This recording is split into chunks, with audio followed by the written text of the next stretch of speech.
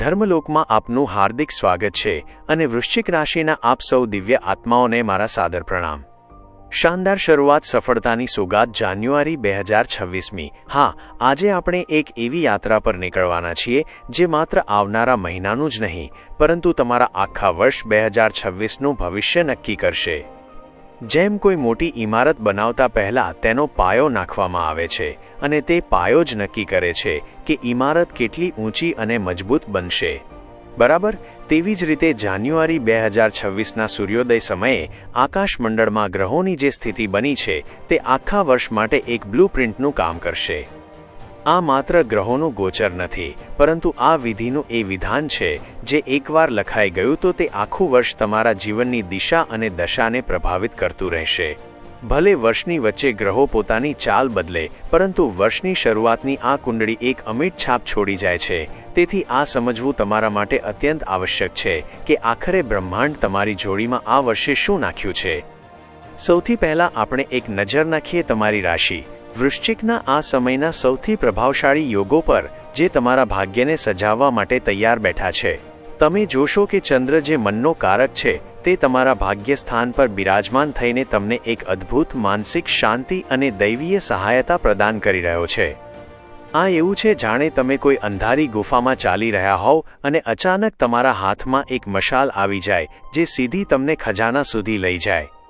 વળી બીજી તરફ કર્મફળ દાતા શનિદેવ તમારા 5મા ભાવમાં બેસીને પોતાની 10મી દ્રષ્ટિથી તમારા ધન ભાવને જોઈ રહ્યા છે। તેનો સીધો અર્થ છે કે આર્થિક રીતે જે અછત તમે છેલ્લા થોડા સમયમાં અનુભવી હતી, હવે ત્યાં વરસાદ થવાનો છે। શનિદેવની કૃપાથી આ વર્ષે ધનનો પ્રવાહ કોઈને કોઈ રૂપમાં સતત ચાલુ રહેશે અને જૂની કરેલી મહેનતનું ફળ હવે તમને વ્યાજ સહિત પાછું મળવાનો સમય આવી ગયો છે। આ મહિનાની અને આ વર્ષની જે સૌથી મોટી અને ચમત્કારી ઘટના બનવા જઈ રહી છે તે છે તમારા 3જા ભાવમાં 4 મહાશક્તિશાળી ગ્રહોનું મિલન। 3જો ભાવ આપણા સાહસ, આપણા પરાક્રમ અને આપણા પુરુષાર્થનો હોય છે। જ્યારે 4 ગ્રહો એક સાથે અહીં આવી જાય તો સમજી લો કે કુદરત તમને કહી રહી છે કે હવે બેસી રહેવાનો સમય નથી, પરંતુ પોતાના બાહુબળથી દુનિયા જીતવાનો સમય છે। આ ચારેય ગ્રહો પાસે પોતપોતાના જાદુઈ પટારા છે અને એક એક કરીને આ ગ્રહો તમારા જીવનમાં પોતાની શક્તિઓનું પ્રદર્શન કરશે। સૌથી પહેલા આ કતારમાં આવે છે સૌંદર્ય અને સુખના દેવતા શુક્ર। 12 જાન્યુઆરીએ શુક્રદેવ પોતાની રાશિ બદલીને તમારા 3જા ભાવમાં પ્રવેશ કરશે। શુક્રનું અહીં આવવું એવું છે જાણે કોઈ યોદ્ધાના હાથમાં તલવારની જગ્યાએ ગુલાબ અને કૂટનીતિ આવી જાય। આ સમય તમારા ભાઈ બહેનો અને પાડોશીઓ સાથેના સંબંધોમાં મીઠાશ ભેળવશે। શુક્ર તમારા 7મા ભાવના સ્વામી પણ છે, જેનો અર્થ છે કે જો તમે ભાગીદારીમાં કોઈ વેપાર કરો છો તો તમારા પાર્ટનર સાથે તમારી ટ્યુનિંગ ખૂબ જ શાનદાર રહેવાની છે। માની લો કે તમે કોઈ દુકાન ચલાવો છો કે કોઈ કલાત્મક કાર્ય કરો છો તો અચાનક તમે જોશો કે લોકો તમારા તરફ ખેંચાઈ રહ્યા છે।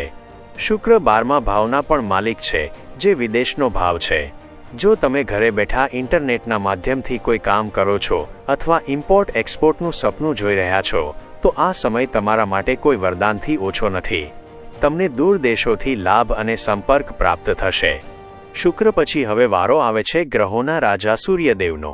14 જાન્યુઆરીનો દિવસ આપણે સૌ માટે ખૂબ જ વિશેષ હોય છે, કારણ કે આ જ દિવસે મકર સંક્રાંતિ ઉજવવામાં આવે છે અને સૂર્ય દક્ષિણાયનથી ઉત્તરાયણ થાય છે।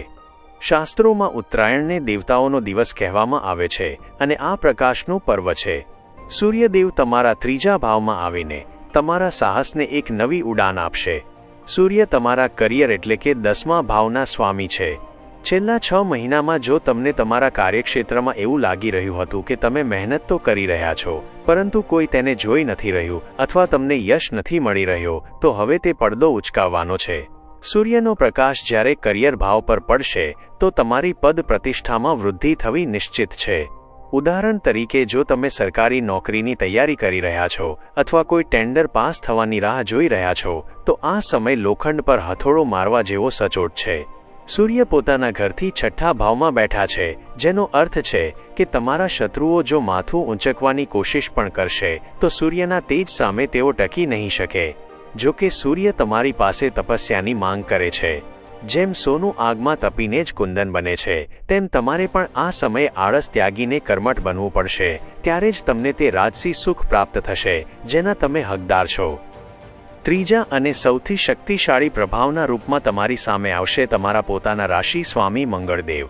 મંગળ સેનાપતિ છે અને મકર રાશિમાં આવતા જ તેઓ ઉચ્ચના થઈ જાય છે, એટલે કે પોતાની સૌથી શક્તિશાળી અવસ્થામાં. જ્યારે ઘરનો માલિક જ પાવરફુલ થઈ જાય તો ઘરની સુરક્ષા અને સમૃદ્ધિની ચિંતા કેવી? મંગળનું ઉચ્ચ થવું તમારા આત્મવિશ્વાસને 7મા આસમાને લઈ જશે. તમે તમારી અંદર એક એવી ઊર્જા અનુભવશો કે મોટામાં મોટો પહાડ પણ તમને રાઈના દાણા જેવો લાગશે. મંગળ તમારા 6ઠ્ઠા ભાવ એટલે કે રોગ, ઋણ અને શત્રુના પણ સ્વામી છે. આ સમયે મંગળ એક એવા ડોક્ટરની જેમ કામ કરશે જે જૂની બીમારીને જડમૂળથી ખતમ કરી દે છે. જો તમારા પર કોઈ જૂનું દેવું છે જે તમને રાત્રે ઊંઘવા નથી દેતું, તો આ વર્ષે મંગળ તમને એવા રસ્તા બતાવશે અને એવી હિંમત આપશે કે તમે તે દેવું ચૂકવવામાં સક્ષમ થઈ જશો. આ સમય પોતાની ખામીઓને પોતાની તાકાતમાં બદલવાનો છે. અંતમાં 17 જાન્યુઆરીએ બુદ્ધિ અને વાણીના દેવતા બુધ પણ આ જ ત્રીજા ભાવમાં આવીને આ ગઠબંધનને પૂરું કરશે. બુધ તમારા લાભ ભાવના સ્વામી છે અને જ્યારે લાભેશ પરાક્રમ ભાવમાં આવે છે તો તેનો અર્થ છે કે તમારી મહેનત સીધી પૈસામાં બદલાઈ જશે. બુધનું કામ છે યોગ્ય સમયે યોગ્ય નિર્ણય લેવો. તમે અનુભવ કરશો કે તમારી નિર્ણય લેવાની ક્ષમતા ખૂબ જ તેજ થઈ ગઈ છે. તમે જે પણ બોલશો લોકો તેને ધ્યાનથી સાંભળશે. જો તમે માર્કેટિંગ, લેખન કે વકીલાત જેવા વ્યવસાયમાં છો તો તમારી વાણીમાં એક જાદુઈ આકર્ષણ આવી જશે. બુધ તમારા 8મા ભાવના પણ સ્વામી છે, જે આકસ્મિક બદલાવોનું ઘર છે. ઘણીવાર આપણે જીવનના 4 રસ્તે ઊભા રહીને વિચારમાં પડી જઈએ છીએ કે કયા રસ્તે જવું. બુધ અહીં તમને એ વિવેક પ્રદાન કરશે કે તમે ભીડભાડ અને શોરબકોરની વચ્ચે પણ પોતાના માટે સાચો રસ્તો પસંદ કરી શકશો. આ સમય કોઈ મેન્ટર કે ગુરુ મળવાનો પણ હોઈ શકે છે જે તમને જીવનની સાચી દિશા બતાવશે. કુલ મળીને જોઈએ તો વર્ષ 2026ની આ શરૂઆત અને આ જાન્યુઆરી મહિનો તમારા માટે સંભાવનાઓના નવા દ્વાર ખોલી રહ્યો છે. આ વર્ષ કર્મપ્રધાન રહેશે અને ગ્રહો ઈચ્છે છે કે તમે તમારી છુપાયેલી પ્રતિભાને બહાર કાઢો. ધર્મલોક પરિવાર વતી હું ઈશ્વરને પ્રાર્થના કરું છું કે આ નવું વર્ષ તમારા જીવનમાં સુખ, સમૃદ્ધિ અને શાંતિ લઈને આવે. મને પૂરો વિશ્વાસ છે કે તમે આ ગ્રહોની ચાલને માત્ર સમજી જ નથી પરંતુ આત્મસાત પણ કરી છે.